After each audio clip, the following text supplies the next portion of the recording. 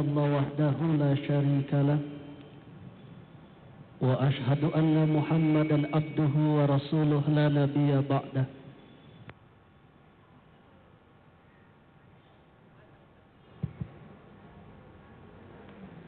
اللهم صل على سيدنا Muhammad.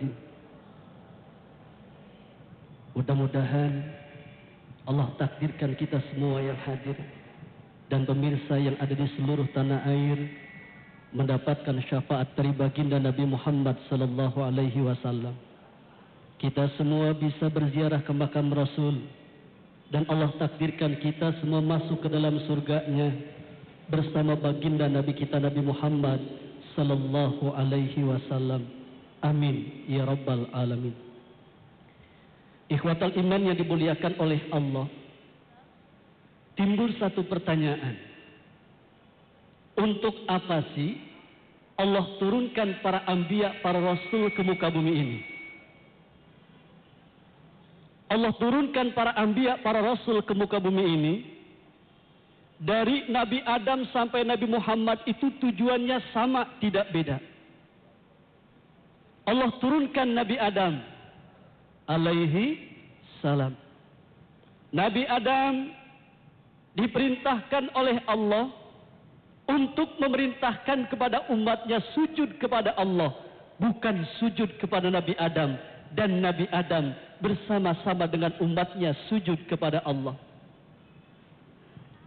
Allah turunkan Nabi Daud alaihi. Nabi Daud diperintahkan oleh Allah untuk memerintahkan kepada umatnya sujud kepada Allah, bukan sujud kepada Nabi Daud, dan Nabi Daud bersama-sama dengan umatnya sujud kepada Allah. Allah turunkan Nabi Isa alaihi salam. Nabi Isa diperintahkan oleh Allah untuk memerintahkan kepada umatnya sujud kepada Allah, bukan sujud kepada Nabi Isa, dan Nabi Isa bersama-sama dengan umatnya sujud kepada Allah. Allah turunkan baginda Nabi kita Nabi Muhammad sallallahu alaihi wasallam, diperintahkan oleh Allah untuk memerintahkan kepada umatnya sujud kepada Allah, bukan sujud kepada Nabi Muhammad, dan kita beserta Nabi Muhammad sallallahu alaihi wasallam sujud kepada Allah. Bu,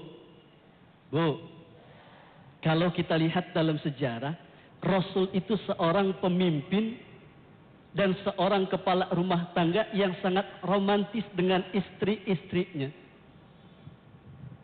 Pernah pada satu ketika Rasulullah pulang dakwah tengah malam, beliau ketok pintu, tok tok tok, assalamualaikum, assalamualaikum, assalamualaikum.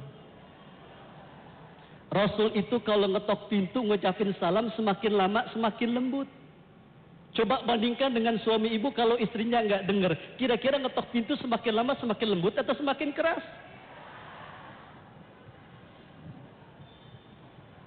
Rasulullah mengetok pintu, tok tok tok, assalamualaikum, dijawab oleh Aisyah. Aisyah itu artinya adalah seorang istri yang pandai menghidupkan hati suaminya.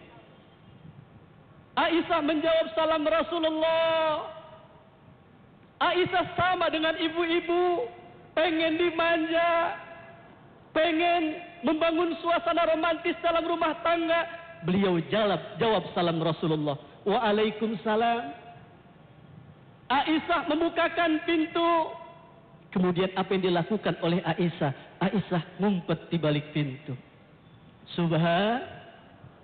Rasulullah masuk ke dalam rumah seraya berkata, Aina Humairati, Aina Humairati, Aina Humairati.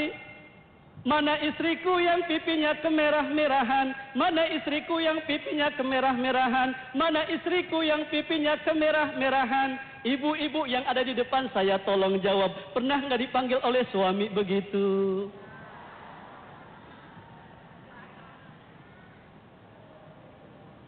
Rasulullah masuk ke dalam rumah seraya berkata, Assalamualaikum, waalaikumsalam, aina Humairati, mana istriku yang pipinya kemerah-merahan. Apa yang dilakukan oleh Aisyah? Aisyah menutup mata Rasulullah dari belakang seraya berkata, ana hadhihi, ini aku ya Rasulullah.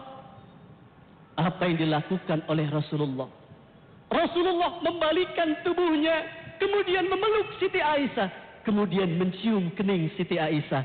Subhanallah, seorang suami yang sangat romantis dengan istrinya. Nanti ibu-ibu pulang maulid, praktekin. Suaminya mengucapkan salam, Assalamualaikum. Ibu jawab, Waalaikumsalam. Bukakan pintu, ibu ngumpet di balik pintu, insya Allah kejepit. Sebagai seorang pemimpin, Rasulullah itu adalah seorang pemimpin yang sangat tegas untuk menentukan sebuah hukum. Pernah pada satu ketika, ada anak pejabat mencuri. Menurut keputusan sidang harus dipotong tangannya. Usamah bin Zaid datang kepada Rasul, ya Rasul, sesungguhnya ada anak pejabat mencuri. Menurut keputusan sidang harus dipotong tangannya. Bagaimana kalau urusannya kita ringankan saja ya Rasul? Apa jawab Rasul ketika itu? Ya Usama, sesungguhnya jeleknya, rusaknya, celakanya umat-umat sebelum engkau, kalau seandainya ada orang yang mencuri, orang-orang yang berpangkat, berkedudukan, hukum tidak berlaku bagi mereka. Tapi kalau seandainya ada yang mencuri, rakyat jelata, orang miskin, aqamu alaihi al-had, hukum berlaku bagi mereka. Sampai Rasulullah sallallahu alaihi wasallam ketika itu berkata, "Lau anna Fatimah binta Muhammadin saraqat, laqata'tu yadaha." Kalau seandainya Fatimah putriku satu-satunya mencuri, aku sendiri yang akan potong tangannya. Mudah-mudahan Allah takdirkan kita untuk menjadi hamba Allah yang soleh, menjadi hamba Allah yang senantiasa menghidupkan sunnah baginda Nabi kita Nabi Muhammad sallallahu alaihi wasallam. Baik para pemirsa yang dimuliakan oleh Allah, kita akan kembali setelah pesan-pesan berikut ini. Demikian, Assalamualaikum warahmatullahi wabarakatuh.